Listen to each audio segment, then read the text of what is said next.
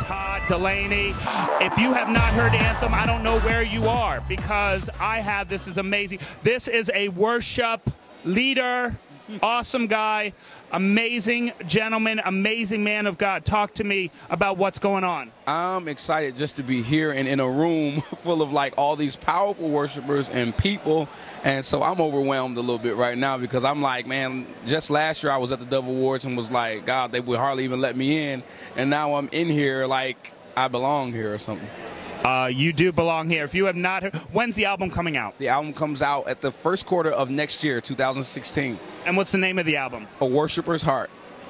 A Worshiper's Heart. And that just speaks volumes in itself. This guy, if you haven't heard, a great podcast on Bright Radio.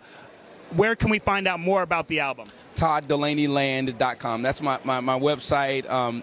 Todd Dulaney Land, kind of like Canaan Land for you Bible readers, but Todd Dulaney Land. ToddDulaneyland.com. You know what? Bright Radio is my favorite. It's my people. These are my family members. I want you guys to stay tuned. Bright Radio.